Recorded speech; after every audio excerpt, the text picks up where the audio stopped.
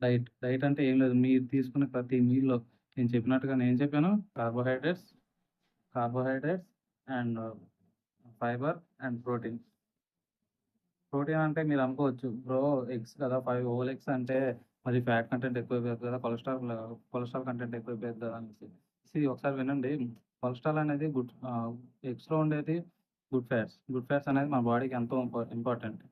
ఆ ఇంపార్టెంట్ అంటే మీరు ఫ్యాట్‌ని చూస్తున్నారు గానీ దాంట్లో ఉండే అంటే మీరు ఎగ్ యాక్‌లో ఉండే ఫ్యాట్‌ని చూస్తున్నారు. బట్ దాన్ని తీసేస్తే మీరు కోల్పోయే విటమిన్స్‌ని చూడట్లేదు.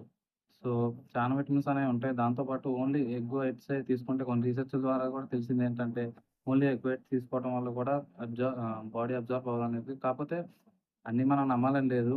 బట్ బాడీ బిల్డర్స్ మన 'జే కట్లర్' అయినా, 'రానీ కాల్మన్' అయినా సరే ఎగ్ వైట్సే తినేవాళ్ళు. సో, వాళ్ళ బాడీకి అది సపోర్ట్ చేసింది. అండ్ కొన్ని కొన్ని సర్వేస్ చెప్పాయి.